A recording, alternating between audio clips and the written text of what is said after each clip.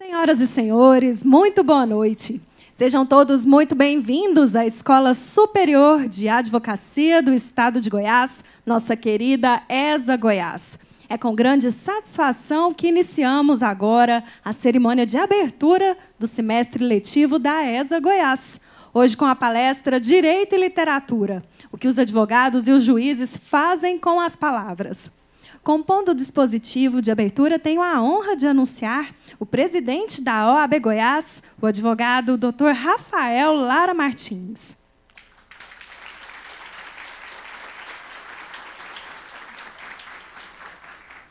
Diretor-presidente da ESA Goiás, Dr. Rodrigo Lustosa Victor.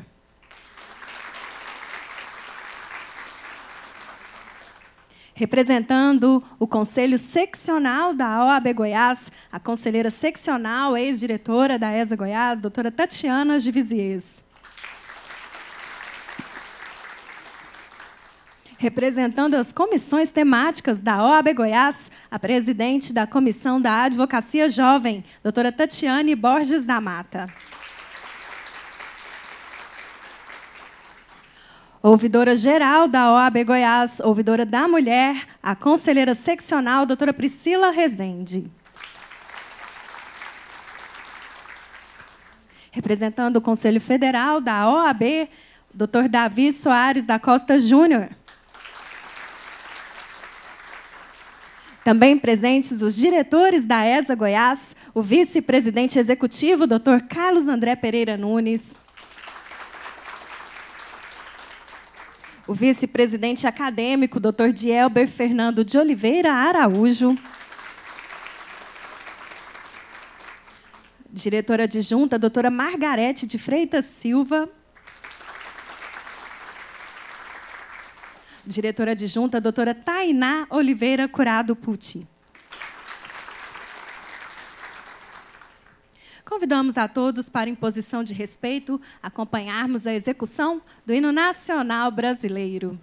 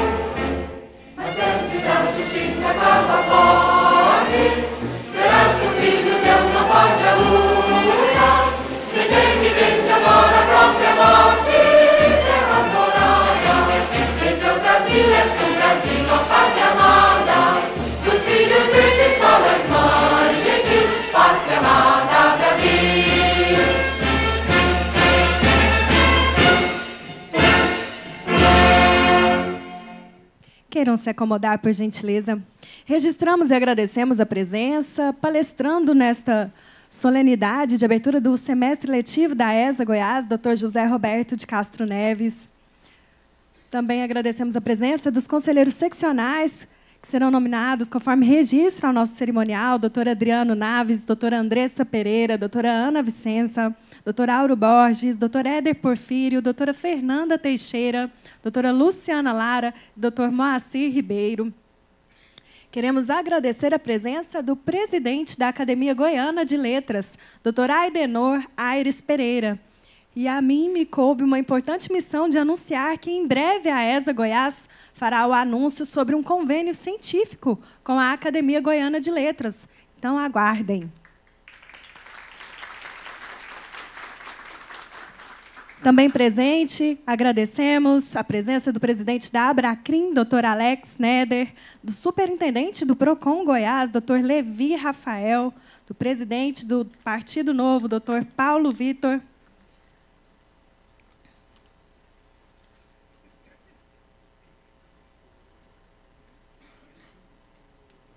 Presente o doutor Jader Marques, que é advogado criminalista, representando a Escola de Criminalistas do Rio Grande do Sul. Peço a atenção de todos para assistirmos agora aos vídeos institucionais que serão apresentados. Advocacia. Vem com a gente ver como foi o ano de 2023 da ESA Goiás. Ao longo do último ano, promovemos 686 cursos e eventos, totalizando incríveis 3.910 horas de aprendizado. Essa dedicação se refletiu em 12.258 certificados emitidos, mostrando o compromisso de todos com a busca contínua por conhecimento. Nosso impacto foi sentido em diferentes lugares, desde Goiânia, onde realizamos 254 cursos e eventos, até as subseções que brilharam com 316 eventos. Destaco também a significativa participação online, com 116 cursos e eventos exclusivos na plataforma. Aprofundamos nossos conhecimentos em áreas fundamentais com os grupos de estudo em Direito Previdenciário, do Consumidor e Tributário. Estamos orgulhosos das parcerias com a UFG, o IPOG e a ATAMI, que nos possibilitaram oferecer pós-graduações em Direito Processual Civil, do Trabalho, Penal, Eleitoral e Famílias e Sucessões. Celebramos a participação ativa de acadêmicos, representando diversas instituições de ensino: UFG, Uniaraguaia, FESCAM, UniGoiás, Faculdade Anicuns, Unifimes PUC Goiás, Unirv, UniGoiás, Fazem, UEG. Acompanhe-nos nas redes sociais para ficar por dentro de todos os cursos e pós-graduações que a ESA oferece. ESA Goiás, impulsionando e qualificando a advocacia. Advocacia de Goiás. A ESA acredita na intelectualidade e no conhecimento como ferramentas essenciais para o bom exercício da advocacia, seja em audiência, em tribunal do júri ou até mesmo nas peças jurídicas. Por esse motivo, o ESA Cultural 2024 vem cada vez mais forte. Nós teremos o CineESA, que é o clube de cinema da Escola Superior de Advocacia, que será feito com base no livro Os Advogados Vão ao Cinema, Dr. José Roberto de Castro Neves.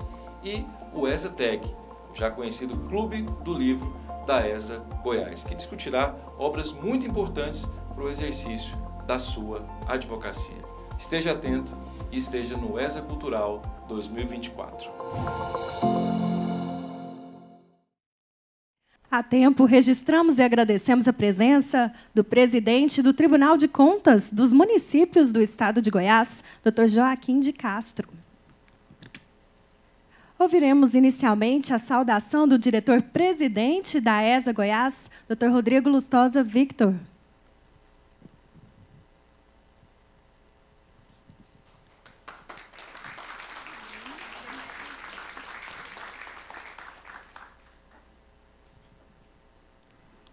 Boa noite a todas e a todos. Recebendo a palavra, eu peço vênia para saudá-los, inclusive a ilustradíssima mesa diretiva dos trabalhos, autoridades, aqui presentes, ao nosso palestrante, Dr. José Roberto de Castro Neves, conselheiros, conselheiras, a toda a advocacia, professores, autoridades de ordem, todos os presentes, me permitam saudá-los na pessoa do nosso presidente, Rafael Lara, nosso grande líder. Presidente Rafael, o cumprimentei no conselho e faço aqui também, publicamente, agora com reconhecimento público da nossa escola pelo seu doutoramento.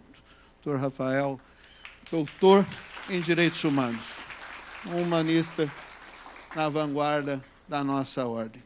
Eu preciso iniciar agradecendo a toda a nossa diretoria. Professor Carlos André, nosso presidente executivo, doutor Dielber, nosso presidente acadêmico, doutora Margarete, nossa diretora, doutora Tainá também, nossa diretora. Muitíssimo obrigado. Nós só estamos aqui pelo trabalho de vocês e também pelo trabalho das nossas colaboradoras, e do nosso colaborador José. Doutora Vanessa, receba na sua pessoa, cumprimento todos os nossos colaboradores. Meus amigos, minhas amigas, nós estamos felizes.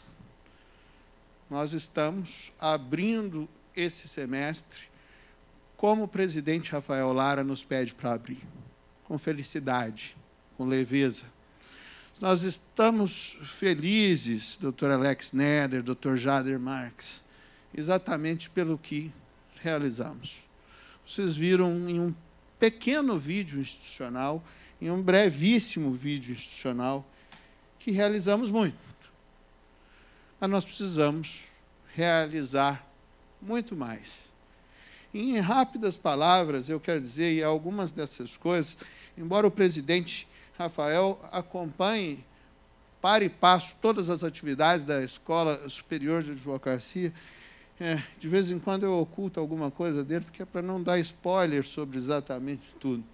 Mas nós temos a honra de anunciar para esse semestre pós-graduação em Advocacia Geral 100% online com a Equipe Educ, em parceria com a Equipe Educ. Pós-graduação em Direito Civil e Processo Civil online e ao vivo com a ATAME. Pós-graduação em Direito Eleitoral e Partidário aplicado 100% online, também em parceria com a ATAME. Pós-graduação em Direito Criminal, em provável parceria com a Rede Júris, mas hoje aqui também representando a Escola de Criminalistas do Dr. Jader Marques. E ontem à noite conversamos bastante na construção de uma parceria, de um convênio, doutor Davi, para prestigiar toda a advocacia criminal do Estado de Goiás em uma pós-graduação de Tribunal do Júri.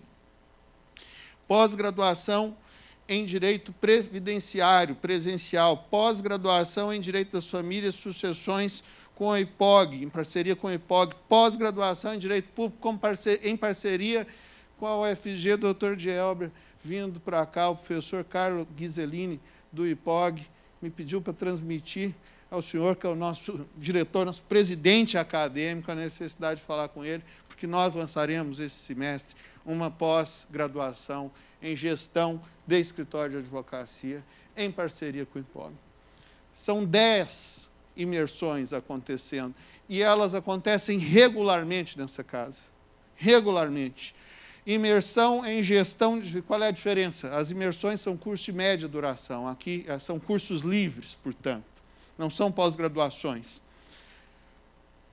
A advocacia, e eu vejo muitos advogados jovens, a advocacia com até 1 ano de inscrição não paga absolutamente nada por nenhum desses cursos.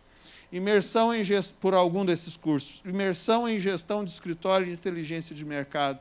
Imersão em direito de família e sucessões. Imersão em direito empresarial. Imersão em direito previdenciário. Imersão em direito tributário. Imersão em direito civil. Imersão em direito criminal. Imersão em humanidades. Imersão em direito imobiliário. Imersão em direito do trabalho. Eu já estou abusando do tempo de todos os presentes, mas eu preciso voltar um pouquinho para contar uma coisa, presidente Rafael Lara. No último colégio de coordenadores, a advocacia do interior, a advocacia nas subseções, nos disse nós precisamos ser atendidos com as nas subseções, com as pós-graduações. E nós, doutora Ludmila, muitíssimo bem-vindo, agora que a vi aqui. E nós assumimos esse compromisso com a advocacia do interior.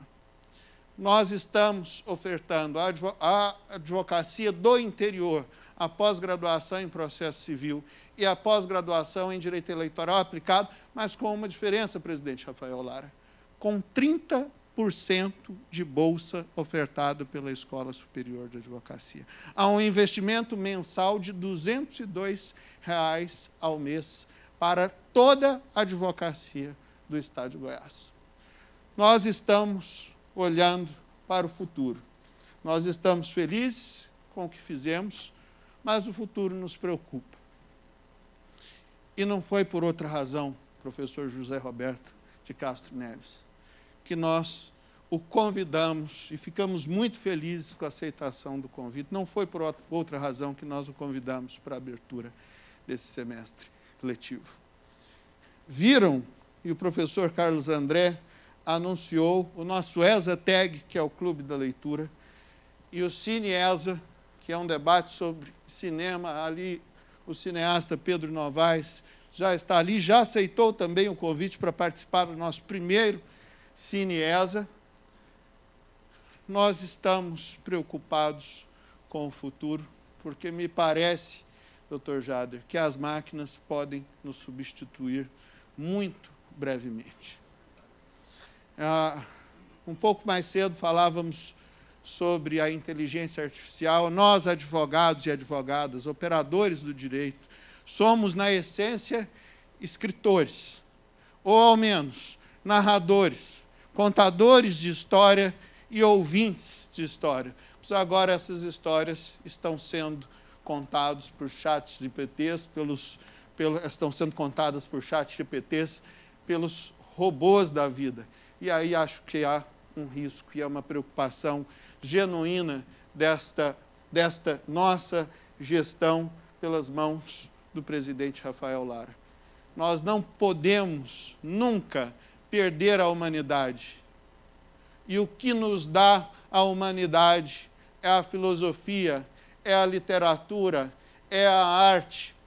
São estas grandezas que não nos deixarão ceder lugar aos robôs. Ou melhor, que não nos deixarão nós mesmos sermos os robôs de amanhã. Então, professor José Roberto de Castro Neves, a vinda do senhor é muito oportuna. E o senhor sabe por que eu não vou ler o currículo do senhor? Em primeiro lugar, porque o senhor dispensa qualquer apresentação. Em segundo lugar, porque eu sou uma pessoa invejosa, não vou fazer isso. Meus amigos, minhas amigas, sejam muito bem-vindos, muito bem-vindas a mais um semestre letivo da Escola Superior de Advocacia. Muito obrigado a todos vocês. Avante!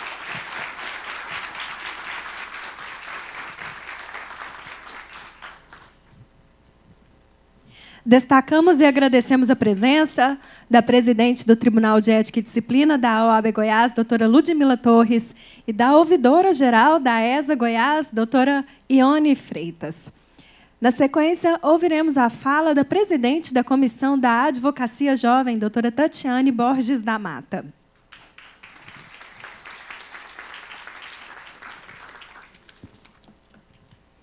Boa noite a todos e todas. Faço os cumprimentos dessa querida mesa diretiva, em nome do nosso presidente, Rafael Lara Martins, mas cumprimento vocês que estão aqui nessa noite prestigiando, que alegria ver a casa cheia, e aqui representando a Comissão da Advocacia Jovem e todas as comissões temáticas. Então, primeiramente, eu gostaria de dizer que as comissões, elas caminham lado a lado com a Escola Superior de Advocacia. Nós entendemos, de fato, o que cada colega, o que a advocacia precisa, o que gostaria de estudar dentro do mercado, e nós trazemos para a Escola Superior de Advocacia. E eles são os primeiros a nos ouvir, e a colocar em prática cada um desses cursos. Então, para nós, isso tudo é muito importante. Então, nós fizemos oficinas de peças durante julho do ano passado, fizemos inúmeros projetos, integrações e rodamos todo o Estado para disseminar o tão importante conhecimento. E, durante essas conversas com o Rodrigo Lustosa, eu coloquei a ele um projeto que eu considero muito importante, que é o primeiro ano da advocacia, ser feito de forma totalmente gratuita, para que, quando começamos a advocacia, tenhamos um suporte e possamos adquirir conhecimento, que é o que nos diferencia no mercado de trabalho. Então, quando propus a ele esse projeto, ele topou na hora e quis colocar em prática. E, para os demais advogados, nós temos o projeto Vira Mais, que 50% da anuidade reverte em crédito também para utilizar nos cursos aqui da ESA Goiás. Então, esses projetos são pensados para que, de fato, nos diferencie no mercado de trabalho. E eu, enquanto presidente jovem, gosto muito da frase que o que nos define não é o tempo de inscrição, é a competência, o estudo, o conhecimento, a busca do diferencial. Então, saibam que podem contar com a Escola Superior de Advocacia, com as comissões temáticas, por meio da Comissão da Advocacia Jovem, e também com a AB Goiás. Então, agradeço aqui a presença de todos vocês, desejo um semestre exitoso de muitos cursos, muita prática e muito conhecimento. Muito obrigada.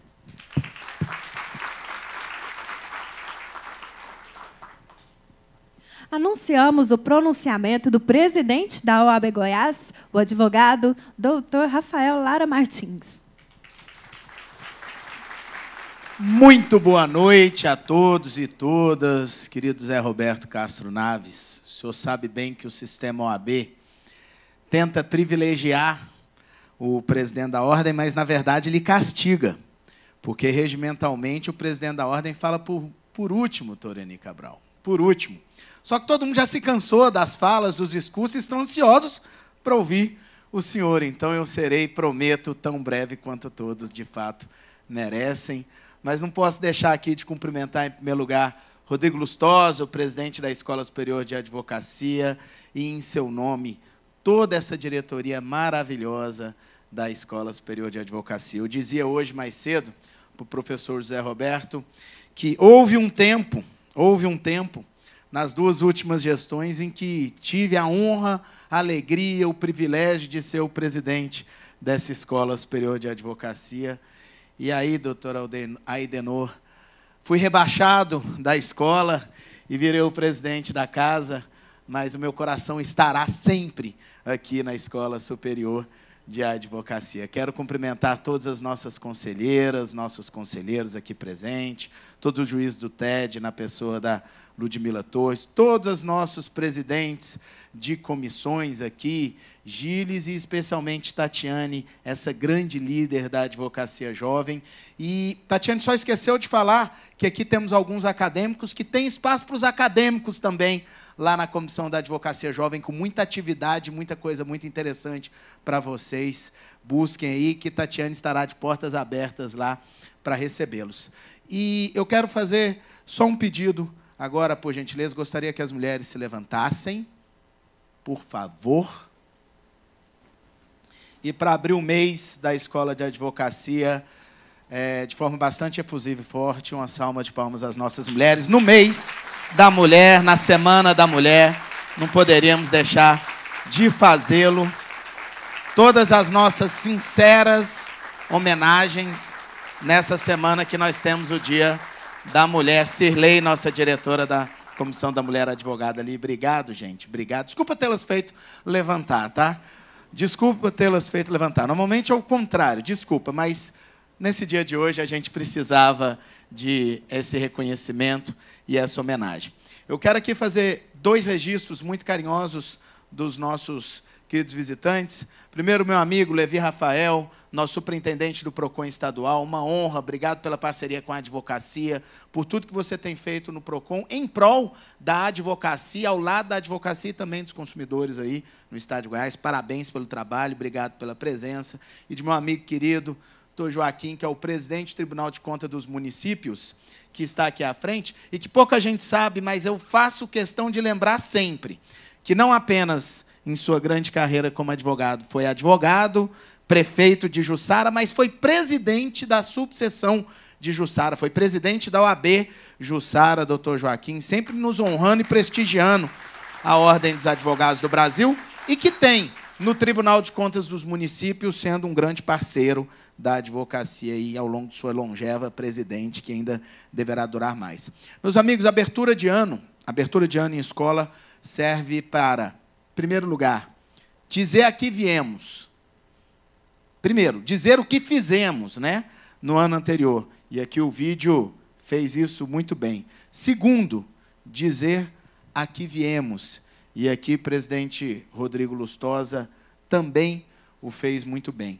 Mas, por fim, e o mais importante dessa noite, refletir.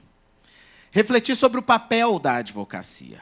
Porque nós não podemos, eu falo aqui para todos os advogados, aqueles advogados que já têm muito mais experiência do que nós no exercício da advocacia, e aqueles que estão iniciando, né, Tatiane, nas fileiras da advocacia, e aqueles que ainda serão advogados. Cuidado, cuidado, para não cair na facilidade de se tornar um burocrata aplicador do direito positivado. Cuidado. Porque isso no dia a dia da advocacia é o que muitos de nós acaba se tornando. Em uma visão de uma aplicação ali, fazendo aquela petição para o próximo prazo, sem refletir, sem pensar, sem se aprofundar, sem poder efetivamente, né, Bruno, a gente pensar o quanto o direito tem um papel na sociedade. O advogado na sociedade, o senhor Zé Roberto vai falar muito mais aqui, sei que numa visão voltada, provavelmente provocado pelo Carlos André, a linguagem na aplicação do direito, mas vai falar também do advogado. Duvido que deixe de falar como é que nós salvamos o mundo e como é que nós continuaremos salvando o mundo. Porque nós advogados, muito além de ser essenciais para a administração da justiça do 133, muito além de sermos a única profissão privada nominada na Constituição Federal, nós somos, meus amigos, o último dique de esperança de quem não tem mais solução de seu problema. Nós somos a única esperança de reflexão do papel do direito na sociedade e somos defensores não apenas de patrimônio, mas do nome, da liberdade, da honra de cada cidadão, de cada cidadã desse país. Então, abrir o mês, o semestre da Escola Superior de Advocacia, trazendo uma pessoa do tamanho do professor José Roberto, para aqui em Goiás nós refletirmos sobre isso, é uma oportunidade que nós temos, muito além de entender o que fizemos e o que faremos nesse semestre, entender o nosso papel como advogados, entender a grandeza da advocacia, entender o tamanho da responsabilidade que a advocacia brasileira e a advocacia goiana têm em suas mãos. Parabéns à Escola Superior de Advocacia, sejam todos muito bem-vindos à nossa escola, muito obrigado, e viva a advocacia de Goiás, meus amigos!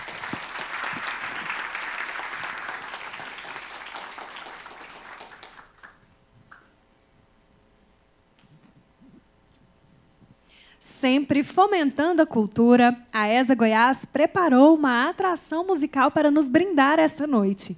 Sendo assim, agradeço a presença dos dirigentes no nosso dispositivo de abertura. Os convido a ocupar os lugares que serão providenciados no auditório. E enquanto fazemos uma rápida transição aqui do palco,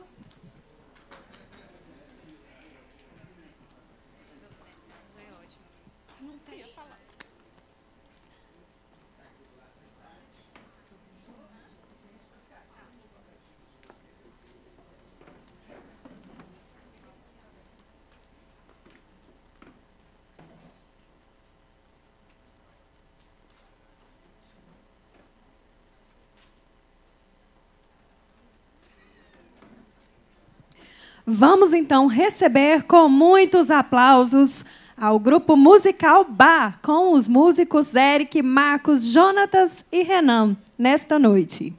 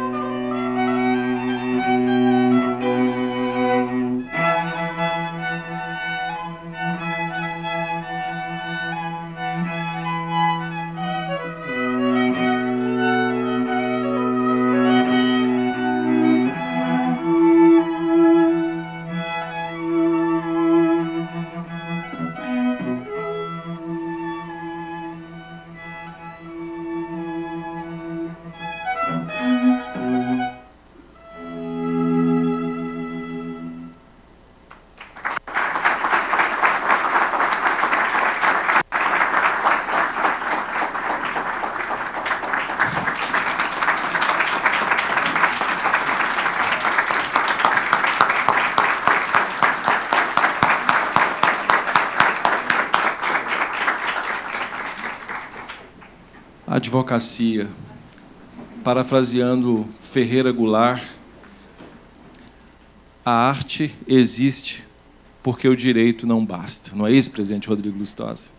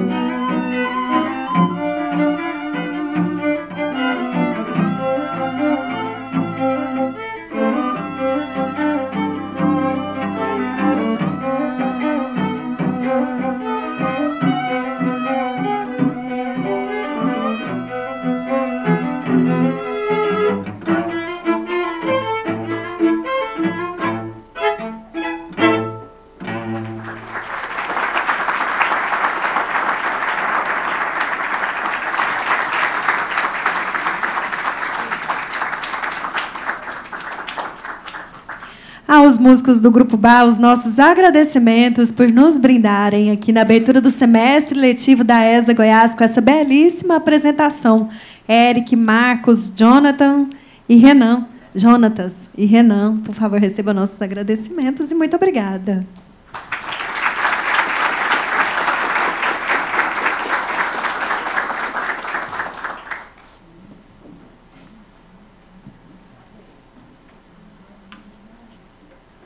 A palestra de abertura do semestre letivo da ESA Goiás tem como tema Direito e Literatura, o que os advogados e os juízes fazem com as palavras. Convidamos o palestrante, Dr. José Roberto de Castro Neves.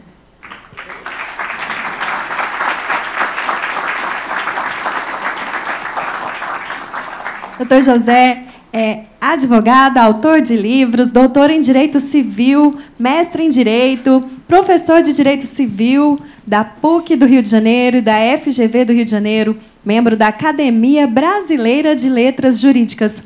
Com a palavra, Dr. José Roberto.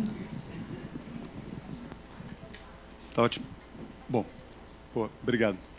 Então, uma boa noite para os senhores. É uma honra enorme para mim estar aqui hoje. Eu queria agradecer ao Rodrigo, a você também, Carlos. Obrigado ao Rafael, também o nosso presidente. Obrigadíssimo pelo convite. Uma honra de verdade estar aqui. É bom que foram tantos elogios, eu fiquei preocupado, mas o PROCON está aqui, então qualquer reclamação, né, de toda essa propaganda vai chegar rápido aqui no destinatário, então eu vou ter que caprichar. Eu também antes estava ouvindo aqui essa música, e é tão lindo, né? Eu lembrava de uma história que eu acho bacana, do jovem que chega para o cara mais velho e diz: a gente tinha que inventar uma língua que todo mundo entendesse. Inventar uma língua que as pessoas conseguissem se comunicar de uma forma fácil, né? E aí o sujeito mais velho dizia: olha, já existe isso, é a música. A música é exatamente isso, né? Então a gente vê aqui o João Sebastião Bach, Piazzolla, Vivaldi, tão lindo, né? Tão bacana. Por mim, eles podiam ter continuado, vocês iam ganhar mais ouvindo aqui a belíssima apresentação. E eu estava falando, o nosso presidente, o Rodrigo, estava contando que ele vai ter que levar a filha no final de semana para ver um show de heavy metal em Brasília. E eu estava dizendo que esse é o verdadeiro heavy metal, esse é o verdadeiro heavy metal que a gente acabou de ver. Mas, olha, é um prazer muito grande estar aqui em Goiânia, é um prazer estar aqui com vocês. Obrigado, quem veio aqui, cheio de afazeres. Hoje o mundo tem tantas opções, né? A gente veio aqui conversar um pouco sobre literatura, sobre direito. É um prazer muito grande, de verdade. Está ótimo, está ótimo. Está limpíssimo. Eu queria começar falando com vocês que, nos países civilizados, e a gente está brigando para chegar lá, mas ainda tem um caminho a percorrer, a ideia de que o profissional de direito deve estudar também literatura é muito utilizada. Nas universidades, nas grandes universidades, esse tema é um tema reiterado. Então, quando se fala em direito e literatura, que é um assunto hoje muito importante, você, na verdade, fala de três coisas. E eu queria começar explicando isso, conversando isso com vocês. A primeira coisa é direito da literatura. O direito da literatura trata de questões de copyright, direito autoral, violação, não é, à liberdade de expressão. Esse é um tema muito interessante, relevantíssimo para a sociedade, que vai tratar desse direito da literatura. Um segundo tema, que também é muito interessante, é o direito como literatura. Nos Estados Unidos, essa é a grande vertente do estudo lá. Claro, como lá os juízes fazem o direito, não é? Houve um trabalho seminal de um juiz da Suprema Corte chamado Benjamin Cardoso, um trabalho de 1925, que ele fala do direito como literatura. E ele diz o seguinte, que quando o juiz escreve o seu voto, ele deve fazer aquilo como se ele estivesse fazendo um romance. Ele deve escrever de uma forma que as pessoas queiram ler aquilo como se estivesse, de fato, lendo literatura. E os advogados, por sua vez, também. Quando eles fazem suas petições, seus trabalhos, seus arrazoados, eles devem fazer aquilo como se fosse um livro, uma coisa agradabilíssima de ler. E você vê que, na história, tem momentos em que essa interseção é muito óbvia. Eu fui para as raízes, né? o piano, no Digesto, né? A compilação lá do Justiniano. Olha que beleza que ele fala. Ele diz: a justiça é a vontade constante e perpétua de dar a cada um o que é seu. Os preceitos do direito são viver honestamente, não lesar a ninguém, dar a cada um o que é seu. Isso é uma poesia, concordam?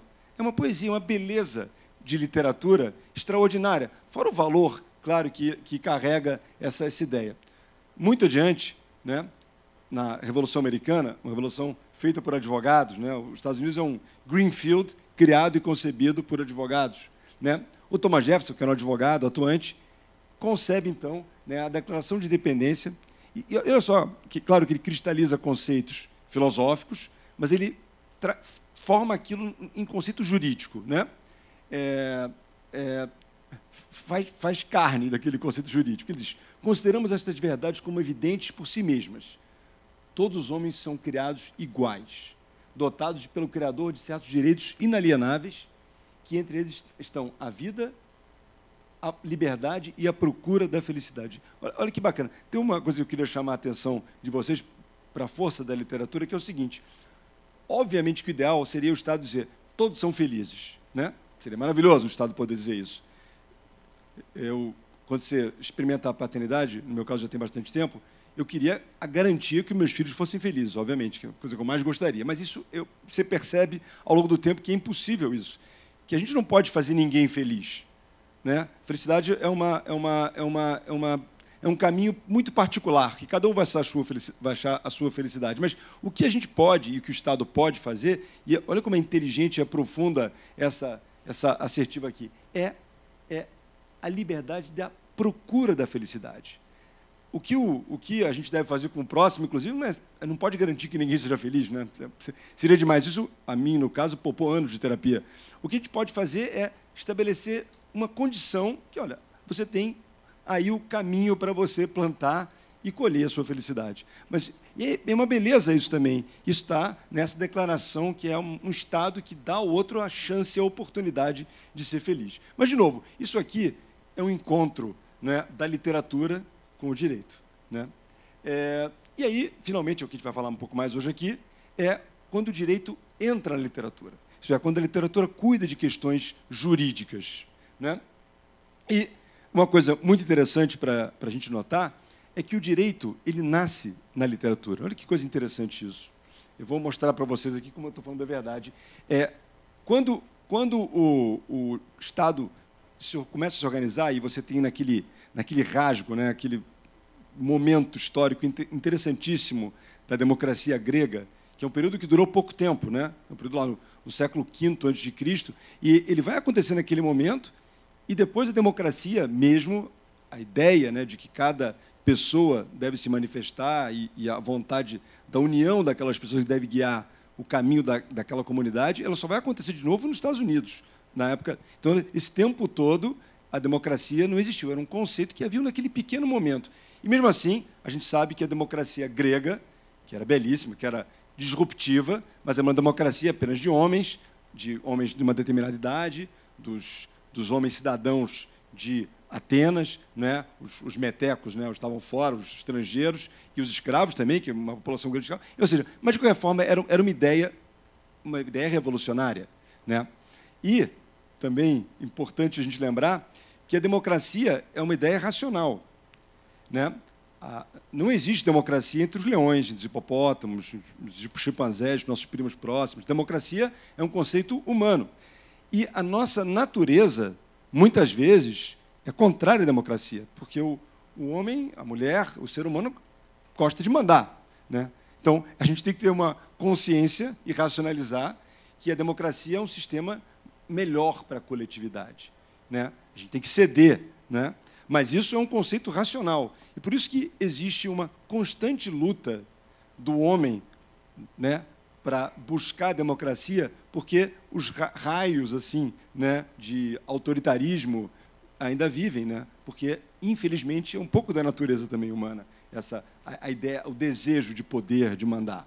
Mas, enfim, o que aconteceu aqui foi muito interessante, porque, na Grécia, quando existe essa ideia genial, fantástica, lindíssima, de que todas as pessoas devem se manifestar e a opinião delas, a maioria daquela opinião é que deve reger, que deve orientar, obviamente você não tinha um conceito jurídico que regulamentasse aquilo. Por quê? Porque até então, como é que funcionava o jurídico? Funcionava, tinha lá o chefe, né, o faraó, o dono que dizia, olha, o xamã-chefe dizia, olha, é assim, é assado. E dependia muito do humor dele. Então, o homem teve que criar um modelo jurídico. Isso vai acontecer nas tragédias. Vocês sabem que na Grécia antiga, nessa Grécia clássica, as pessoas iam ao teatro não só para se divertir, mas principalmente para discutir grandes temas da sociedade.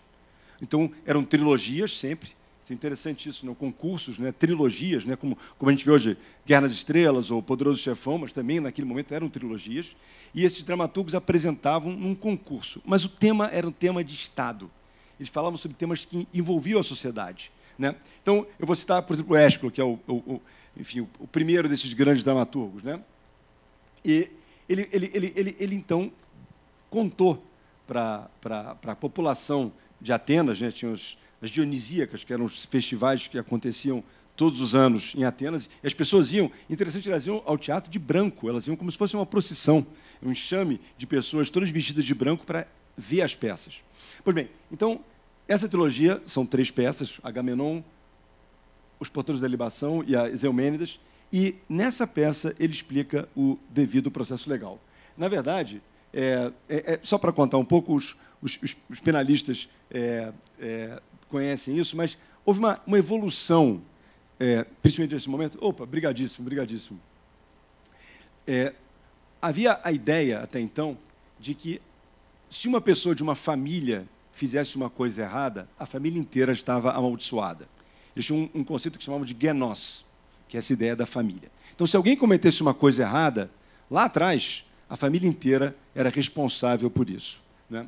E você contava, então, as tragédias das famílias. Então, era a tragédia dos Átridas, né? E começa com Tântalo, que, enfim, deu os filhos dele para os deuses comerem, enfim, ele cometeu, ele ficou, então, obrigado a um suplício horrível, que era o seguinte, ele estava num lugar onde havia um rio bonito que passava embaixo dele e uma árvore, né, com os frutos frondosos, assim, e quando ele ia pegar água, o rio secava, e quando ele ia pegar o fruto, o vento levava o fruto e ele não conseguia pegar. Então, ele via que o objeto do desejo dele estava muito próximo, mas ele não conseguia alcançar. Essa até uma palavra, tantalizar, né? Virou um verbo, né? Que é exatamente isso, você ter a coisa próxima, mas não consegue pegar aquilo. Mas o Tântalo, enfim, é uma história longa, cada um tem a sua tragédia, mas eu vou chegar nesses 2 aqui, no Agamenon e no Menelau, que eram os reis de Tebas. Tá? E o Agamenon era o rei que liderou os gregos na famosíssima Guerra de Troia, né? E ele liberou para ajudar, né, a salvar a Helena. Enfim, muita gente conhece, né? A Helena, ela foi levada pelo Paris, que era um príncipe troiano, que, aliás, tudo começa por um julgamento todo estropiado, porque o julgamento teve...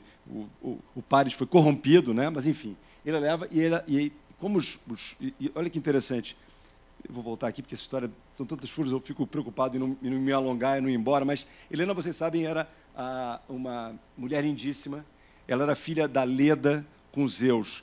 O Zeus, né, ele era um grande paquerador, né, ia atrás da mulherada, só que ele tinha que se metamorfosear, porque a mulher dele, Juno, né, era muito ciumenta. Então, ele tinha que virar uma chuva de prata, né, para ir em cima da Dana, ele tinha que virar um touro branco, né, para pegar a Europa, enfim, ele tinha que se fantasia. E para Leda ele aparece como um cisne gigantesco, e Leda era a mãe da Helena e da Clitemnestra. E essa Leda, então, põe 2 ovos, e nascem os Dioscuros, que era Castor e Pólux, e, de outro lado, nasce Helena e Clitemnestra.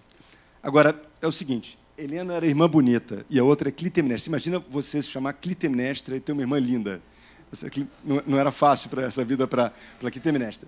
Enfim, e a vida foi o seguinte, como a Helena era linda e todo mundo queria a Helena, olha como é que interessante, eles disseram assim, deixa a Helena escolher que ela vai casar. Deram autonomia para a Helena. Helena, você é tão linda, maravilhosa, você vai escolher. E a Helena cai no clássico de casar com o homem bonito, o bobão, que é um clássico, né? É um clássico. Casou com... O Sartre dizia uma coisa interessante, que é o seguinte, deixem os homens bonitos para as mulheres sem imaginação. Né? Pois bem, Helena, um clássico, casa com um bonitão, big mistake, né, que era o Menelau, que era o irmão do Agamenon. O Agamenon era o grande rei e ele casa com a Clitemnestra. E o Agamenon é o arquétipo do homem público. Ele tem várias filhas, tem os filhos, né, com a Clitemnestra, Ifigênia, Eletra e tal. E quando ele tem que ir atrás da Helena, porque Helena é raptada e vai para Troia, e esse é o conceito da guerra, tem que trazer de volta a Helena de Troia, os barcos não têm bons ventos em Aulis, que era o porto, e aí um Vite, o vaticinador, diz, olha, você tem que sacrificar sua filha. Você, Agamenon, tem que sacrificar sua filha para você poder ir para Troia e ganhar a guerra e poder brigar. E aí claro que é uma imagem, um símbolo do homem público, né? O homem público tem que, né? O homem público, infelizmente, às vezes tem que abdicar da sua família. E aqui, claro, ele faz nessa forma de um sacrifício de Ifigênia, e ele sacrifica Ifigênia, de fato, e ganha o Clitemnestra fica louca com ele porque ele admite matar a própria filha. Mas o fato é que ele vai para a guerra, e na guerra os gregos ganham a guerra, né? E ele traz de volta, né, maravilhado, o grande homem, o grande líder, ele traz um butim de guerra que é uma princesa troiana, chamada Cassandra. Cassandra tem uma história interessante, ela é filha do Príamo, né, princesa de Troia, irmã do Paris Alexandre e do Heitor, que era o grande herói. Enfim, mas o que acontece com a Cassandra é o seguinte, os deuses e os homens andavam todo mundo junto naquela época, e o Apolo, né, Apolo Febo, tentou investir em cima da Cassandra, e a Cassandra recusou aquele amor do deus. E ele, então, deu 2 dons para ela. O primeiro é de que ela ia conseguir ver o futuro. Mas o segundo dom é que ninguém nunca ia acreditar no que ela dissesse. Então, é uma desgraça, porque ela sabe o que vai acontecer, mas ninguém nunca acredita. E a gente brinca lá no escritório que sempre tem uma Cassandra no escritório de advocacia, né? Que é aquele que vai dizer assim, isso não vai dar certo, e ninguém presta atenção nele, né? Não vai por aí que isso não vai funcionar. Mas a Cassandra está ali presente. Enfim, então sempre tem uma Cassandra, e essa é o mito da Cassandra. A Cassandra volta com o Agamenon, e a Clitemnestra, louca com o Agamenon, cheia de raiva dele, porque tinha matado a filha, porque volta com uma amante, princesa, e ela tem um caso com o Egisto, e essa é uma história longa de traições de familiar, e ela e o Egisto viram amantes, e aí começa a trilogia, quando Agamenon volta para casa, rei do mundo, grande líder, a mulher mata o Agamenon. A Clitemnestra mata o marido. Mata o marido, enfim, começa lavando os pés, dissimulada, os pés, é uma cena incrível, e expulsa os filhos, o Orestes e a Eletra, que são os filhos dela com Agamenon. Bom, essa é a primeira. Na segunda passagem, os filhos então resolvem se vingar da mãe, porque eles são expulsos da cidade, são expulsos do reino, e a Eletra, que é a mais velha, que o Freud tratou com muito cuidado, que era o complexo de Eletra, né? Que é o que todos os pais gostariam muito que as suas filhas sentissem por ele, né? Aquele amor incondicional. Enfim, eu não tento, mas não consigo. Mas, enfim, ela então diz a Orestes, nós temos que vingar o pai. E o Orestes, de fato, leva isso adiante e mata a mãe, numa cena que é fortíssima. É incrível. Isso foi escrito há 2.500 anos. Quando o Orestes chega para matar a mãe sabe, ele mata o amante, né? Mata o Egisto, e a mãe mostra o seio para ele, diz, esse seio que te amamentou, você vai matar esse seio? Enfim, fortíssimo, mas ele mata, e aí ele é perseguido pelas Eríneas, que são deusas antigas, deusas da vingança. Enlouquecem Orestes, deixam Orestes enlouquecido, que, afinal de contas, matou a mãe, e ele, então, vai ao julgamento. O que acontecia? E aí que entra a questão jurídica, que é interessantíssima. Até então, se você matasse a sua mãe, você morria e não tinha conversa. Era um crime que não admitia qualquer defesa. De fato, é um crime absurdo.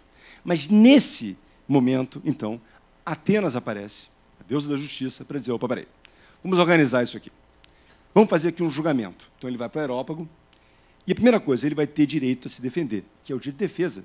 Olha que beleza. Ele vai poder se explicar. Por mais absurdo que tenha sido o crime, matou a mãe, ele há de ter alguma razão. E deixa ele contar o que aconteceu. Número 1.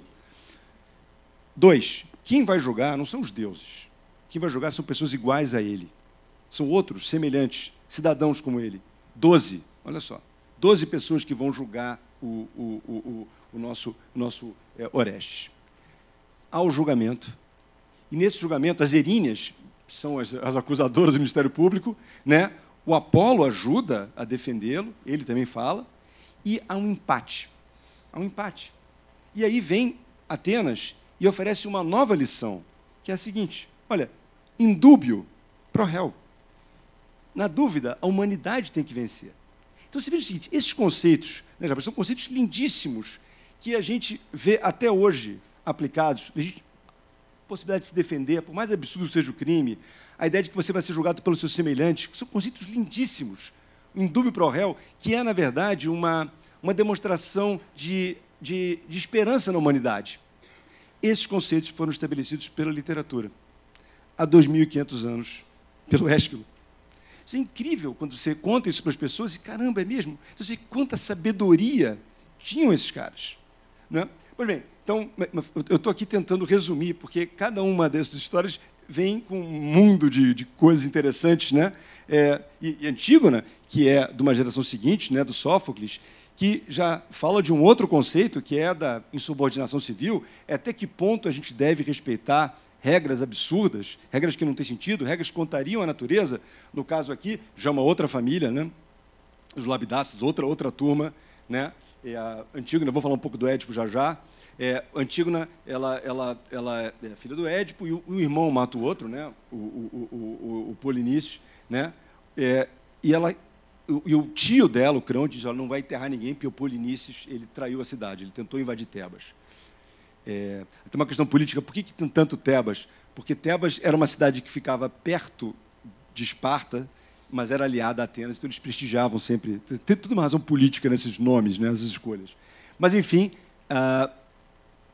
Antígona, uma mulher, e na época a mulher tinha uma posição social menor, não podia votar, tinha uma série de restrições, mas o Sófocles coloca toda essa sabedoria, toda essa força numa mulher, o que é lindíssimo também. Então, ela enterra o irmão e, por conta disso, o Crão diz: então você vai ter que morrer, e ela acaba sofrendo essa pena. Né? Porque ela defende: olha, isso aqui que você está dando, essa ordem, é uma ordem antinatural, as pessoas têm direito a ser enterradas. Está acima de qualquer regra jurídica que possa haver. Muito bem. Bom, qual é a importância, no fundo, da literatura para o aperfeiçoamento do direito, para nós aqui? Né? A primeira coisa é que a literatura ela estimula o autoconhecimento. Nós todos, né, quando a gente está lendo um livro, isso é uma coisa extraordinária, tudo se passa na nossa cabeça. Né? Quando você lê um romance, por exemplo, ao contrário do que acontece quando a gente vê um seriado na TV, todas as coisas, a gente vai criar cabeça. Né? Se você lê o Machado de Assis, na tua cabeça você vai dizer quem é o Bentinho, quem é a Capitu. Né? Se você vai ler Moby Dick, você vai imaginar o Capitão Ahab, isso tudo passa na sua cabeça. Né? Então você estimula os seus neurônios, né, as suas sinapses de uma forma extraordinária, é um exercício que você faz. Mas, principalmente, você faz julgamentos morais o tempo todo. Eu não faria isso. Eu faria assim. Não, eu não agiria dessa forma. Desse meio, você está se conhecendo melhor.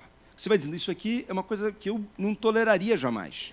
Você vai aprendendo quais são os seus golpes, qual é o seu limite. Né? Isso tudo faz com que você se conheça. E se conhecer, como toda a filosofia diz, é o primeiro passo para você encontrar um caminho para ser mais feliz, para ser uma pessoa melhor. Né? Saber como é que você é, o que te seduz, o que você gosta. Né? Essa é a primeira coisa. A segunda coisa é a comunicação. A gente precisa se comunicar bem. Né? Aliás, antes até da advocacia, na nossa vida, né? Muitas vezes a gente fala assim: poxa, não era isso que eu queria dizer. E se arrepende muito. Né? Você disse uma coisa errada, disse uma coisa de uma forma deselegante. Né? Na advocacia é fundamental, né, se colocar bem, aprender a palavra certa, a ironia, né, que é uma coisa dificílima de fazer. Enfim, tudo isso a literatura vai ser a grande ferramenta. Depois você vai ter a de interpretar, que é outro dom que só a literatura vai te ajudar a fazer. Né? A entender, inclusive, aquilo que não está escrito, porque muitas vezes a gente não pode dizer. Né? Muitas vezes a gente tem que ser, até por uma questão de educação, tem que ser reticente, mas a literatura vai te ensinar a ver aquilo tudo. Depois, um tema que a gente falou aqui, que é entender a humanidade. Isso talvez nos proteja da inteligência artificial. Né? Na literatura, você conhece muitos tipos, vê pessoas diferentes, depois vai encontrando aquelas pessoas no meio do caminho. Não é? A gente não vai poder, claro, ir para todos os lugares que a gente gostaria de ir, conhecer todas as pessoas que a gente gostaria de conhecer, viver todas as experiências, não vai dar. Pela literatura você vai conseguir, de alguma forma, ter essa sensação, né? E vai se aumentar, né?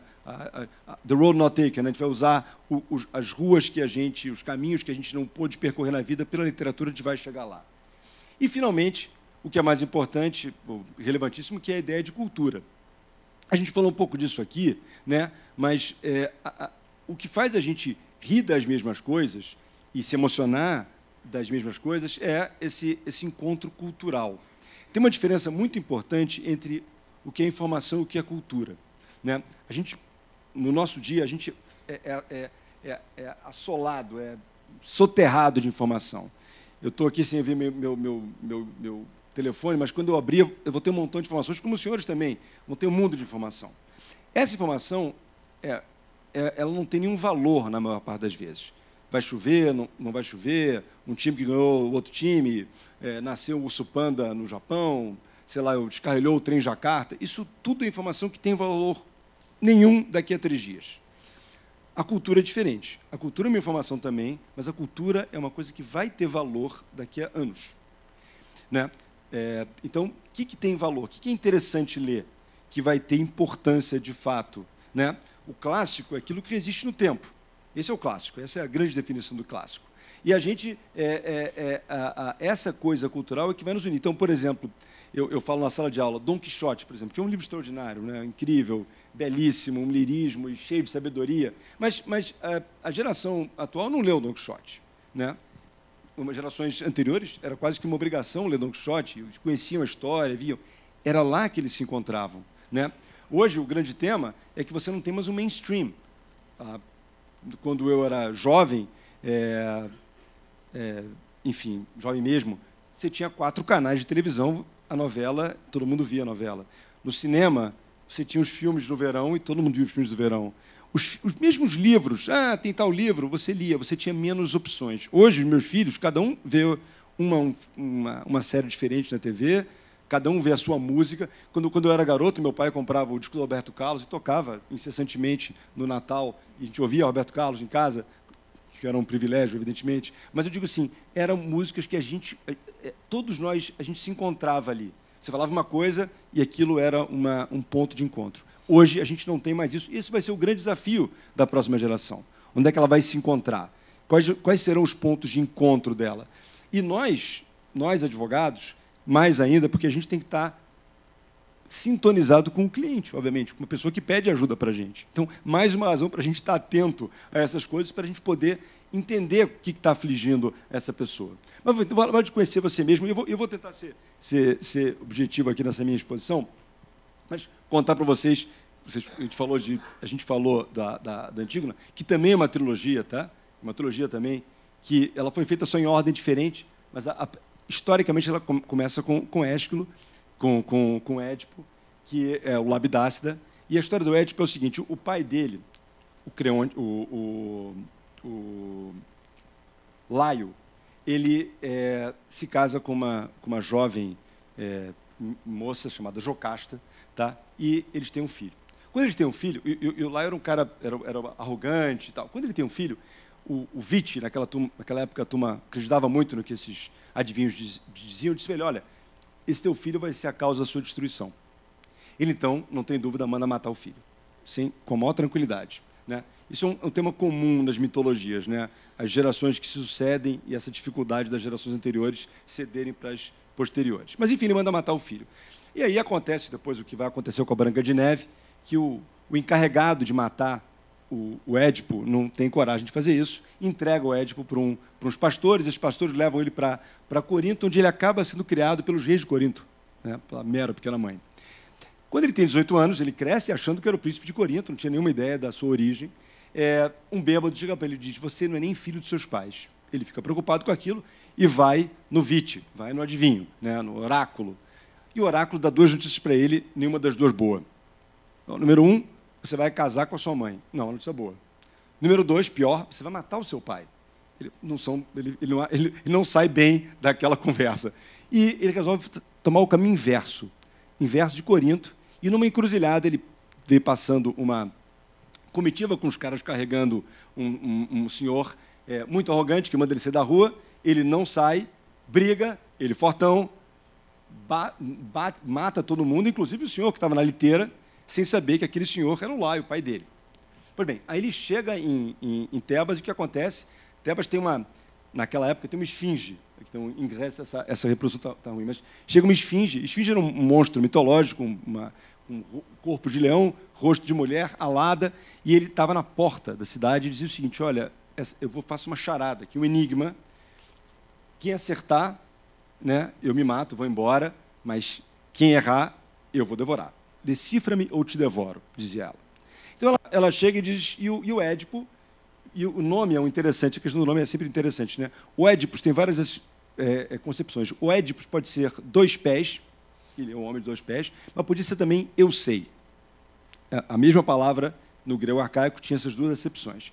Pois bem, ele vai, então, diz, eu aceito o desafio, e a esfinge diz para ele o seguinte: tá bom, qual é o animal, isso era o enigma, que de manhã tem 4 patas, à tarde tem 2 patas e à noite tem 3 patas? E o Édipo disse: eu sei, o Édipo, esse animal é o homem. É o homem que engatinha quando ele é criança, adulto ele anda com 2 pernas e no fim da vida ele anda apoiado da bengala. Pois bem, ele acerta o enigma, a esfinge se mata, ele entra e ele é o rei da cidade, porque ele liberou a cidade. Só que quando ele chega lá, ele diz: olha, o nosso rei morreu, temos aqui a jovem ainda, donzela aqui, que é a viúva, ainda jovem, e ela vai se casar com você. E era a Jocasta, e ele se casa com a Jocasta, que é a mãe dele, claro, inocente, porque não sabia de nada. E não é que ele tem one night stand com a nossa Jocasta, ele tem vários filhos com ela, 4 filhos com ela. Enfim, até que um dia, depois de um tempo, ele já poderoso e tirano, e isso é um tema comum, não só na Grécia, que é a ideia da híbris, que é a arrogância que precede a desgraça, o ocaso, né? A nêmesis. Enfim, então ele vai no Movite e diz: olha, há uma peste aqui em Tebas, e a peste ela vai acontecer, ela vai se dar enquanto o assassino de Laio o assassinato de Laio não for purgado, enquanto o assassino não for responsabilizado. E ele, então, inocente, começa a fazer um inquérito. E é interessante que é um inquérito, Édipo Rei. Quem são as pessoas? Chama, testemunha, e aí aquele quebra-cabeça vai se armando e descobre que, na verdade, ele é que matou o pai, ele era o Édipo, ele era o filho, né, da Jocasta. Jocasta se mata, ele se cega, mas é uma história interessantíssima, de novo falando. E aí, só para voltar e fazer o tema, qual é toda a história do Édipo? Eu preciso me conhecer. Quem sou eu? A tragédia existe porque ele não se conhece, ele não sabe qual é a sua origem. Isso é todo o problema. E aí eu estava dizendo livros também que são bacanas de ler, e todos eles falam um pouco sobre a personalidade. Livros escritos, inclusive, antes do Freud falar sobre o subconsciente, da forma como ele explicou. O Médico Monstro é um livro delicioso, né? Dr. Jekyll e Mr. Hyde, entre o J e o H está o I, né? Que é o I, né? Esse médico, que é advogado também, aliás, ele é advogado, ele quer entender melhor quem ele é, ele começa a tomar umas substâncias e vira um monstro, e são 2 pessoas ali até entender quem ele é, né? Quem ele é no meio do caminho. E um livro que eu recomendo vivamente que vocês leiam, que é o Oscar Wilde foi uma figura interessantíssima, na verdade, né? Ele era gay quando não podia ser gay, ele foi preso por isso, na verdade. Ele tinha um namorado, o Bose, que era filho do cara que inventou o boxe, que criou as regras do boxe, você imagina, ele vai preso, uma história interessantíssima, a vida dele é interessantíssima. Ele escreve um romance só, um romance lindo, chamado O Retrato de Dorian Gray. Qual é a história do romance? Esse playboy, que é o Dorian Gray, que é um nome já também difícil, que é Dorian, dourado, e Gray, que é cinzento, já é um nome um pouco complexo. Ele ganha um retrato lindo dele. E ele fica todo contente com aquele retrato, e ele se posa na rua e tal, só que, de repente, ele começa a perceber que o retrato fica decrépito, o retrato mostra uma pessoa ruim à medida que ele vai fazendo escolhas moralmente deploráveis. O retrato, a foto pintada dele é que, na verdade, o representa. E ele esconde aquele retrato. E, para mim, é uma belíssima analogia com o Instagram, né? que as pessoas se postam nas redes maravilhosas, mas, na verdade, elas escondem, muitas vezes, as desgraças das vidas delas. E o Retrato da Alegria acontece exatamente isso. E é um livro brilhante, muito interessante. E aí tem uma coisa também de modelo, né, que a literatura vai fornecer para a gente se fazer. Eu botei 3 aqui. Né? Um é o Atticus Finch, do Sol é para Todos, que é um... O filme também é um barato, né? O filme é muito legal, mas é aquele advogado abnegado do sul dos Estados Unidos que aceita representar um negro que está sendo injustamente acusado, mas ele está contra tudo e contra todos porque ele acredita no que ele faz.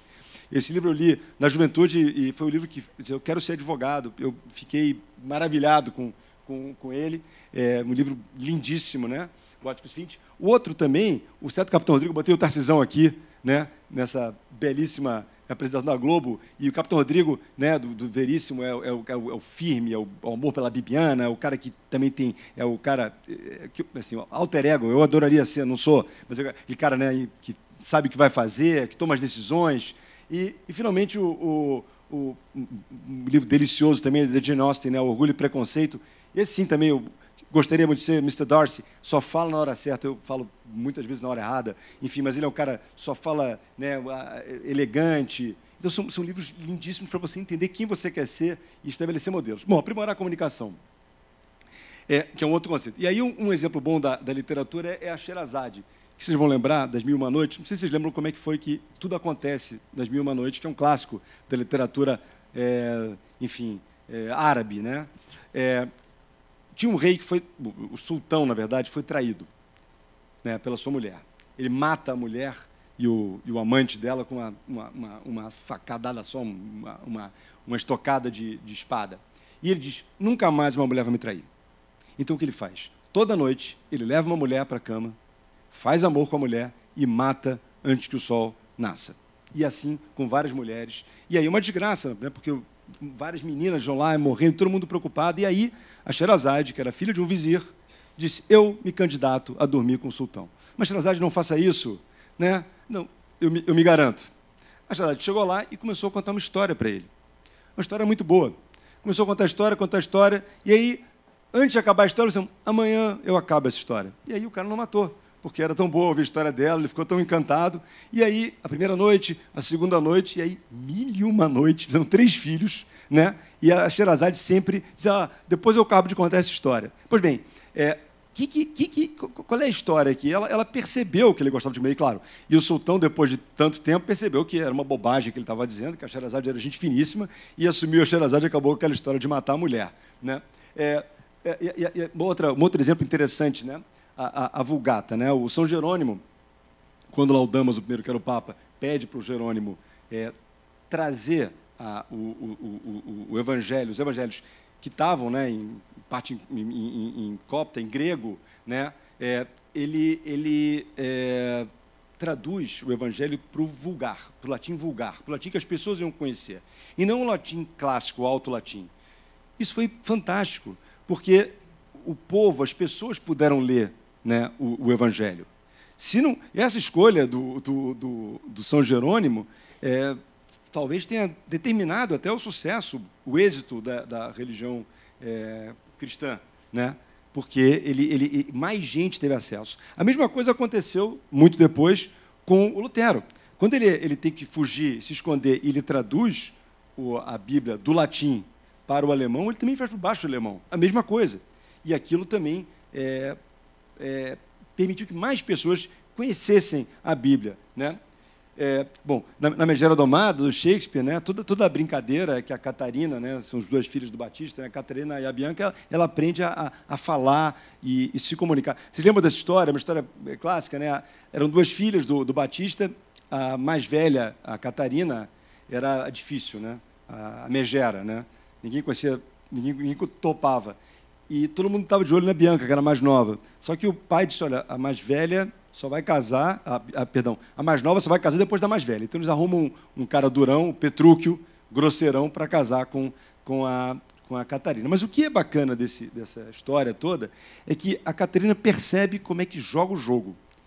E ela percebe como ela tem que se comunicar, como ela tem que falar, e, a partir daí, ela passa a mandar, né? Enfim, ela é uma desajustada que compreende que, pela linguagem, pela forma como ela fala, é que ela vai poder se colocar na história. É uma história lindíssima. Eu vou passar aqui um pouco das coisas da comunicação. Isso é uma coisa interessante com a história do Brasil. Você sabe que quando os portugueses, né, se lançaram de forma corajosa, né, a desbravar os mares, eles iam para as Índias, né, que era o grande local, e quando eles passaram, eles aprenderam pelo bojador, né, que o Fernando Pessoa fala, eles fizeram aquela volta grande, mas quando eles vão passar por baixo, é um lugar horroroso. É uma coisa até difícil de imaginar, mas entre o Oceano Atlântico e o Índico tem um desnível.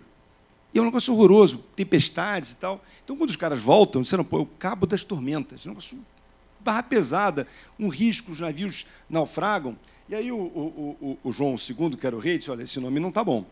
Temos que melhorar esse marketing aqui. Então, não tinha Procon na época, né? Temos que melhorar esse marketing, porque quem é que vai querer entrar nessa para encarar o Cabo das Tormentas? Vamos achar um nome melhorzinho. Aí botaram Cabo da Boa Esperança, que é uma propaganda enganosa danada. Mas funcionou, porque a turma continua. Você vê como a comunicação é importante. E a gente está falando de poesia aqui, né? Está falando... a poesia tem essa beleza, né, de você falar coisas que você não conseguiria atingir numa prosa normal. Eu estou só citando aqui do verbo dos 20 poemas de amor, uma canção desesperada, do Neruda, que ele começa dizendo isso. Eu posso escrever os versos mais tristes essa noite. Né? Que é uma beleza, ele estava falando de um relacionamento que acabou, e ele repete essa frase, e é lindo, né? Você consegue dizer muita coisa, né? Eu poderia escrever mais a tristeza que ele está sentindo naquele momento. E aí é um tema para nós, advogados, também importante, ainda em linguagem, que é a concisão. Hoje em dia, não tem jeito, os juízes, né, não conseguem ler aquelas petições quilométricas, aqueles romances, a gente tem que ser objetivo. E um exemplo muito interessante da concisão é o prólogo do Romeu e Julieta. Veja só, o Romeu e Julieta começa com uma pessoa indo à frente do palco e falando 8 frases. Só 8 frases. Essas 8 frases, tudo é contado. Tudo que vai acontecer é contado. Então, o espectador já sabe o que vai acontecer para essas 8 frases. Aí você pensa, pô, mas é um spoiler desgraçado, eu quero ir embora, já entendi o que vai acontecer. Não. Ao contrário, aquele spoiler, ele vai mesmerizar, ele vai capturar completamente o interesse e você quer saber como aquilo aconteceu. Então ele diz, 2 famílias iguais em dignidade, na linda Verona, onde se passa esta cena, levadas por antigos rancores, desencadeiam novos distúrbios nos quais o sangue civil tinge mãos cidadãs. Da entranha fatal desses 2 inimigos ganharam vida, sob a diversa estrela, 2 amantes, cuja desventura e lastimoso fim enterraram com a morte a constante sanha de seus pais. Isso, tudo o que vai acontecer. Isso é uma estratégia, aliás, de advocacia, se você conseguir colocar em 2 parágrafos para o juiz, olha, é isso aqui que eu estou falando. E depois você explica, mas falar, claro, o Shakespeare tinha um talento extraordinário, né? De uma forma que você queira continuar, esse é o nosso trabalho hoje. Mas, principalmente, a concisão inteligente, que a literatura, como aqui eu estou mostrando, vai te ensinar. É uma ferramenta que você vai poder se valer. E também, né, tem a história do fato se conhece o direito, mas, na verdade, o juiz gosta de ouvir história. A gente gosta de ouvir história. O que nos cativa é uma história. Isso é uma coisa fascinante. E, na verdade, o direito vem do fato ou a fábula, ou a história, a narrativa, né, como é importante. Então, é importante saber contar a história. Né?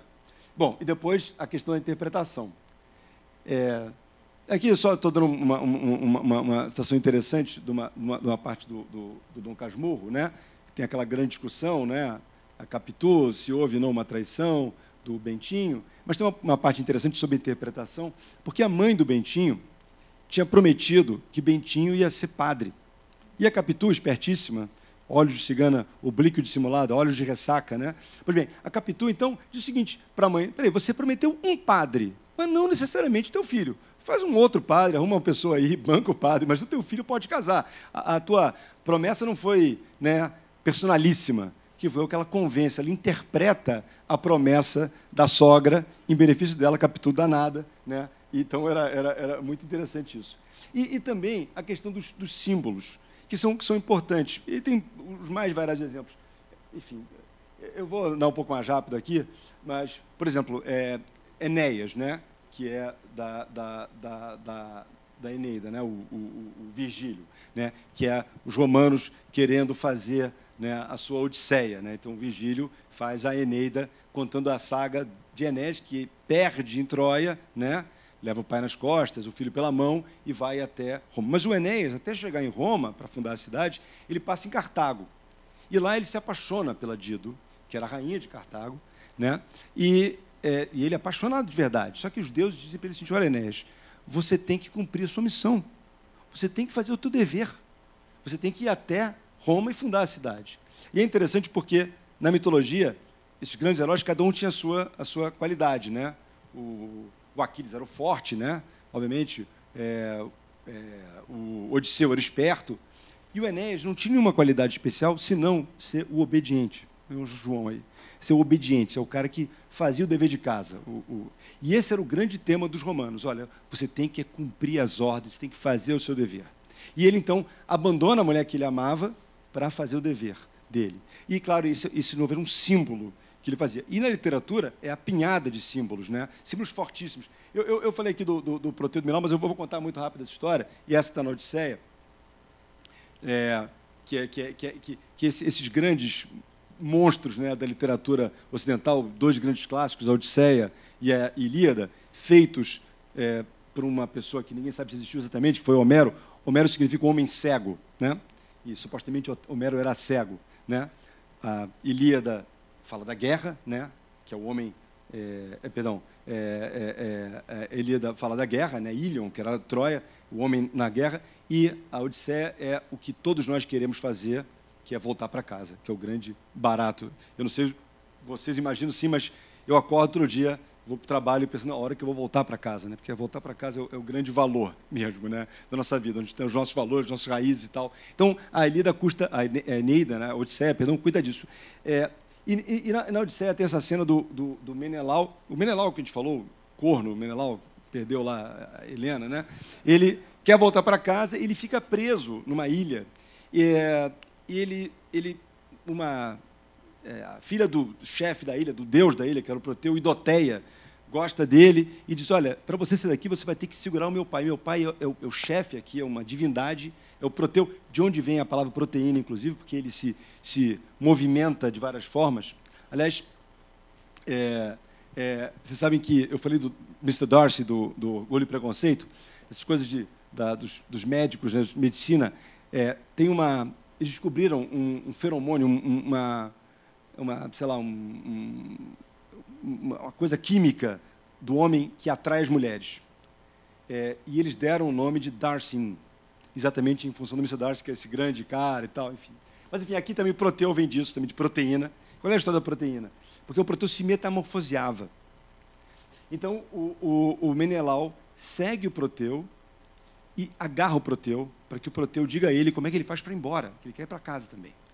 E o Proteu se transforma em várias coisas, um touro, num javali, em água, num leão, numa árvore, mas ele segura o Proteu forte até que o Proteu se cansa e volta a ser o velho Proteu. E aí, então, ele diz para o Menelau o que ele tem que fazer, para o Menelau o que ele tem que fazer. Eu digo isso porque eu acho que uma bela imagem nossa de advogado, porque às vezes você está com aquele problema complicadíssimo, que você tem muita dificuldade de saber como é que você vai resolver o problema. Mas aí você tem que fazer que nem o Menelau. Você tem que agarrar aquele problema, que ele vai ir para vários lados, né? Vai achar que é aquilo, vai achar que é aquilo, até que ele vai voltar à sua essência e você vai descobrir o que ele é. E entender a humanidade. E aí tem uma questão interessante. Aliás, deixa eu contar para vocês rapidamente, muito rápido, eu gosto das mulheres, então acho que é importante contar isso aqui.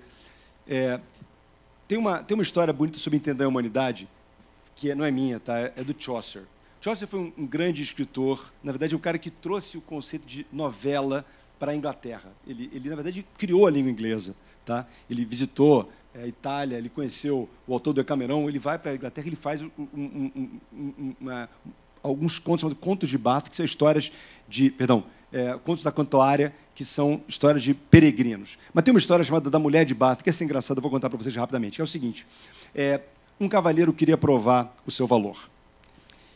E aí ele sai pelo mundo para provar o seu valor, que era o que ele queria fazer. E ele encontra um mago muito poderoso, e o mago diz o seguinte: cavaleiro, eu sei o que você quer provar o seu valor, eu posso dar tudo o que você quiser. Posso te dar dinheiro, poder, mas você vai ter que aceitar o meu desafio. E esse rapaz, eu aceito o desafio.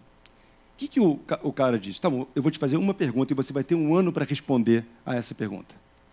E ele diz, pois não. E ele diz, você vai ter que 1 ano me dizer o seguinte, o que as mulheres querem. Você tem 1 ano para me dizer isso, o que as mulheres querem. Aí ele sai pelo mundo atrás dessa resposta, que não é uma resposta fácil. Né? Vai, pergunta, e o tempo vai passando, ele não vai descobrindo o que as mulheres querem, e o tempo vai passando. Na véspera, ele está desesperado, que se ele perdesse, ele ia virar um servo desse mago poderoso, né? Esse era o acordo que ele fez, se ele acertasse, dá tudo, se ele perdesse, ele ia virar um escravo para sempre, entregar a alma para o cara.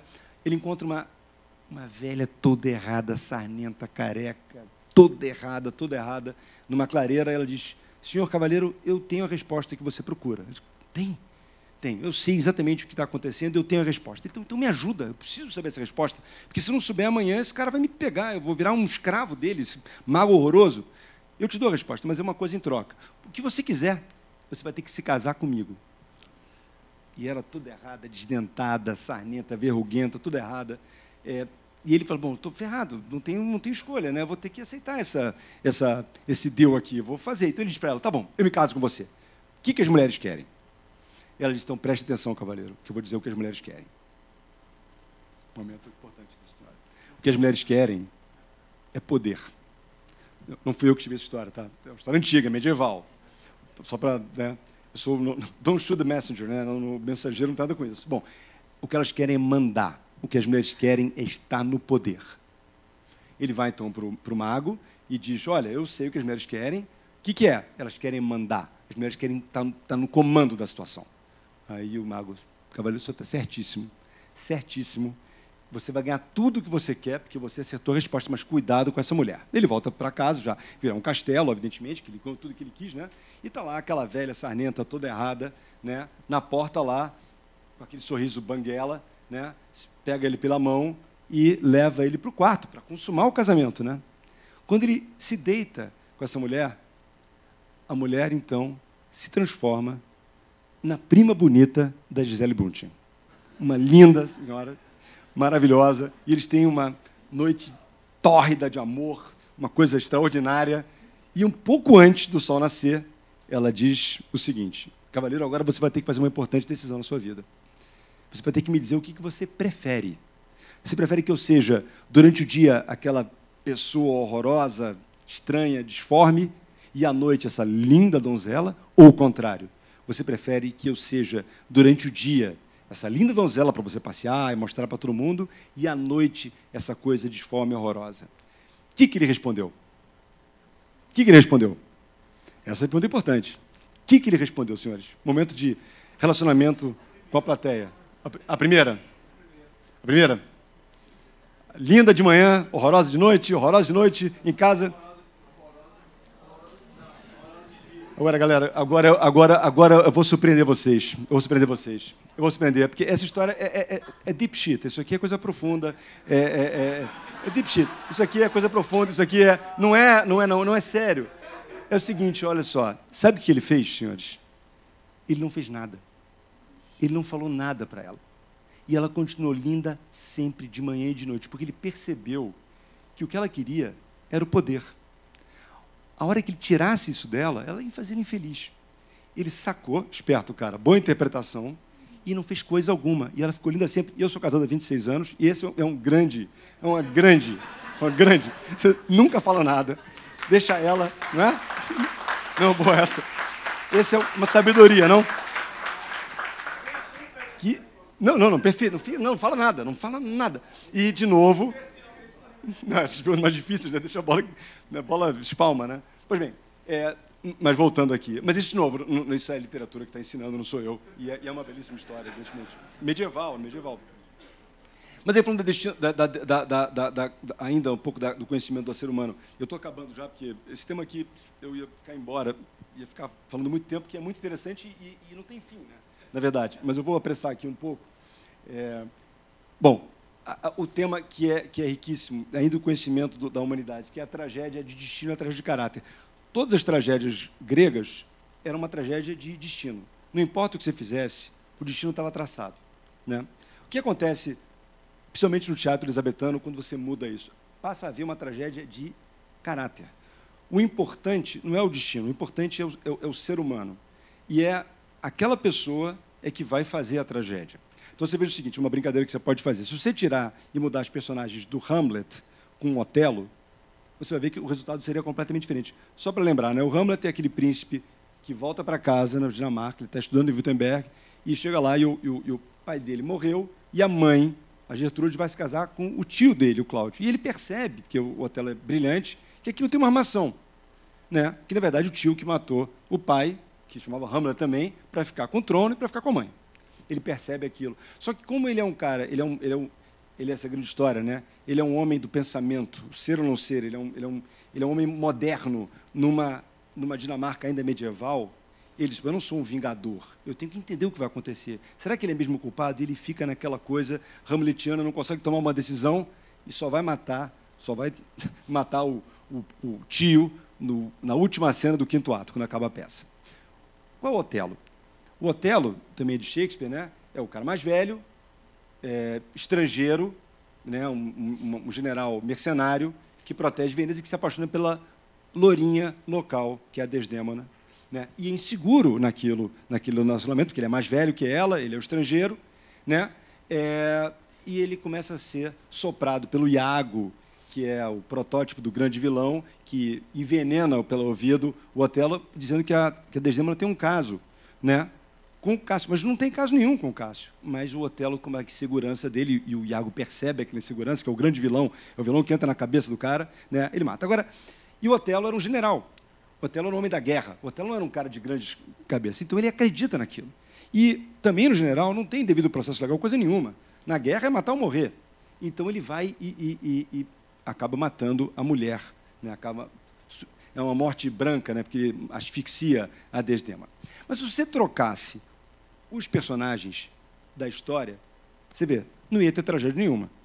Porque se o Hamlet fosse o Otelo, com a personalidade do Otelo, ele nunca ia acreditar no Iago. Ele ia perceber que o Iago era invejoso, que o Iago estava atrás dele, e não ia ter tragédia nenhuma.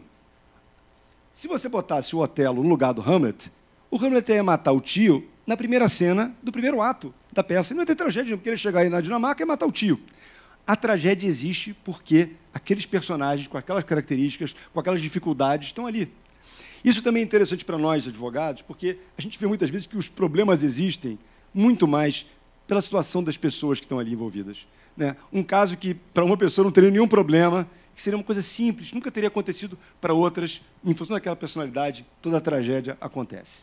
Isso é importante para a gente entender também essa humanidade, não só para a gente poder ajudar a pessoa a sair daquele labirinto que às vezes ela se coloca, mas para entender o fenômeno também que a gente está vivendo, né? A gente falou um pouco hoje do processo, o Kafka, né, que é um advogado. O Kafka é interessante porque ele fez direito, ele trabalhava numa empresa de seguro. Ficava o dia inteiro rejeitando pedidos, e acabou fazendo o processo. É um livro muito interessante para nós, advogados, lemos, porque é exatamente o que o terceiro vê do nosso mundo, que não consegue entender nada, né? O terceiro olha para o nosso mundo e é realmente o processo de Kafka. Eu vou ter que andar aqui um pouco rápido. Eu só falar um pouco desses meus valores, né, de cultura e informação, falar um pouco aqui rapidamente, né, da parábola do bom samaritano. Eu sou professor de direito civil, né, e no direito civil já há muito tempo o valor da boa-fé objetiva, da ideia de que você tem que se comportar adequadamente, é um valor muito caro, né, é a entrega da ética ao direito. Mas vocês vejam que esse conceito já estava no Evangelho. No Evangelho de Lucas, que é um evangelho lindíssimo, né, que é um evangelho feito para os gentios, né, e cada evangelho tinha a sua razão, né, mercadológica, né, mas o Evangelho de Lucas, que é lindíssimo, né, é um evangelho feito para os gentios, né, ligado a Paulo. Ele conta essa história de um sujeito que sai, que é uma história conhecida, né, ele sai de Jerusalém, tinham muitos bandidos, né, que ficavam ali cercando Jerusalém, e esse sujeito ele é roubado e ele é largado no meio da rua. E aí passa, então, primeiro um Cohen, né, primeiro passa um sacerdote. Né? O sacerdote vê, e olha que linda essa imagem que a Bíblia fala, ele cruza a rua. Uma imagem que está no Evangelho, ele cruza a rua. Ele deixa o sujeito largado ali. Aí depois passa um nobre judeu, né, um Cohen e tal, e faz a mesma coisa. E depois vem o samaritano. O samaritano, era uma cidade que ficava já fora e que já não respeitava as regras judaicas. A gente brinca lá no Rio que é Niterói, mas eu não posso falar isso lá no Rio de jeito nenhum, porque senão dá problema. Mas, não, é uma brincadeira, claro. Mas era o jeito que eles tinham um certo desprezo pelos samaritanos.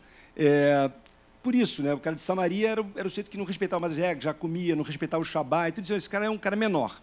Só que, nessa parábola, esse sujeito, que era o sujeito que supostamente não era religioso, ele acolhe aquele sujeito que estava caído, leva para uma estalagem, paga, ajuda. E aí Jesus pergunta, quem agiu bem?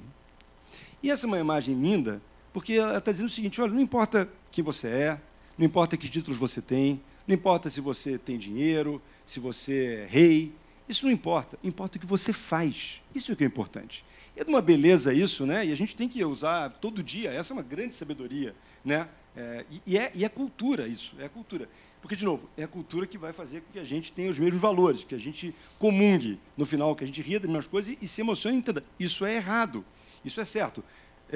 Na minha leitura, enfim, eu acho que o grande problema do Brasil hoje, a grande enfermidade que a gente tem é o conceito de ética, que não se encontra essa ética. Está esgarçado esse conceito de ética por todos, inclusive pela advocacia, pelo judiciário, enfim, a sociedade está doente. E a pergunta é, onde é que a gente vai encontrar esses valores éticos? Na literatura. No curso de Direito, a gente não estuda ética. É uma pena isso. Ética, a gente usa a ética o tempo todo na nossa atividade. E aí o nosso presidente me desafiou, e aí agora esse é o ponto talvez final, a gente usa a ética o tempo todo, a gente faz escolhas éticas o tempo todo, e a gente não estuda a ética. E a ética é um conceito estudado, interessantíssimo, riquíssimo do ponto de vista filosófico, com uma série de questões, mas a gente não discute, a gente não trata disso. E o resultado é uma sociedade doente em termos de vista ético. O que vai salvar a gente? Muita literatura. A literatura que a gente vai encontrar, né, esses grandes valores. Então, esse é o tema. Né? A sociedade, a ideia de que a ciência salva, que é uma ideia iluminista, né, ela se mostrou falha. Aliás, a grande prova disso é o Holocausto. Né? A Alemanha, para quem gosta de direito constitucional, você vai dizer, quem foi o maior constitucionalista do século passado? Se você perguntar para os ministros do Supremo, para o Gilmar, para o Barroso, vão dizer, Carl Schmitt, não tem dúvida, grande constitucionalista. Carl Schmitt, nazista, gênio, brilhante, fantástico. Você lê o cara, você realmente, isso aqui entendi tudo, o cara incrível e tal, mas nazista. Então, você veja, essa ideologia nazista de um direito distante da ética, da moral, acabou permitindo o Holocausto, que foi o grande furo, né, da nossa história como civilização. O grande problema, uma vergonha, uma sociedade civilizada que permitiu que aquilo acontecesse. E o direito estava ali envolvido nisso, porque havia um modelo jurídico perfeito que admitiu aquilo. E é isso que a gente tem que fazer hoje, tem que se distanciar e reconstruir um mundo em que a ética, em que esses valores morais estejam aliados ao direito, e isso a gente vai fazer no nosso dia a dia. E, de novo, a literatura é uma grande história. Enfim, isso é uma coisa só sobre leitura, rapidamente, para terminar, é que eu sou um leitor ávido, eu gosto muito de ler, coleciono livro, eu tenho um problema com o livro. Quando eu passo numa livraria e não entro, eu falo assim, só por hoje, eu tenho um problema com o livro. Eu escondo o livro, eu vou chegar em casa, eu compro o livro, escondo o livro da minha mulher, é uma coisa horrível.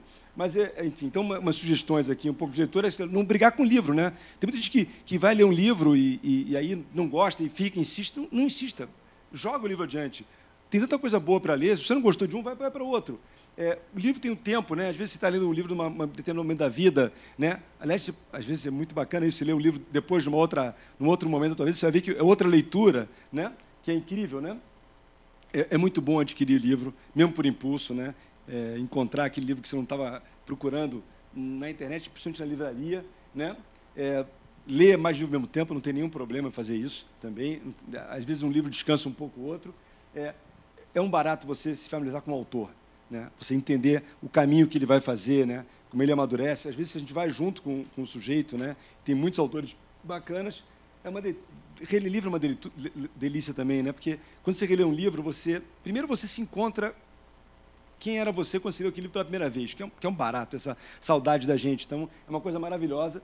E uma coisa importante também é que leitura é hábito. Muita gente não gosto de ler, não tenho esse hábito. Pois é, mas é que nem escovar dente. Não sei, eu, pelo menos, lembro, né? Minha mãe, vai escovar o dente, vai tomar banho. Você tentava fugir até o dia que você percebe como escovar dente é bom e como tomar banho é bom, né? Porque é um hábito. E leitura é a mesma coisa. enfim, e a última coisa é tentar ler os clássicos, porque os clássicos, os livros que ficam muito tempo, são livros que vão ficar mais tempo. Eu acho que eu terminei aqui. Eu queria pedir desculpa a vocês, que eu falei muito, né? Mas eu me segurei um pouco também, juro, porque, se eu pudesse, esse tema é um tema delicioso. Mas, bom, de novo, brigadíssimo, muito obrigado. Uma honra para mim estar aqui. Foi um prazer estar com vocês. Obrigado.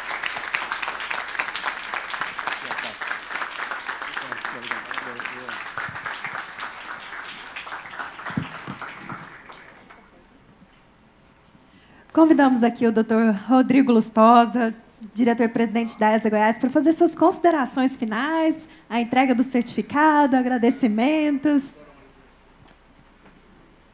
Agradecer empenhadamente a todos, mas muito especialmente ao professor José Roberto Castro Neves. Começando assim o semestre, acredito que a gente vai parar em um lugar melhor do que o que estamos agora. Muitíssimo obrigado, obrigado a todos pela presença. Vamos só entregar ao professor José Roberto de Castro Neves um certificado, obviamente em agradecimento, professor. Venha para cá receber das minhas mãos o professor Carlos André. Muito obrigado.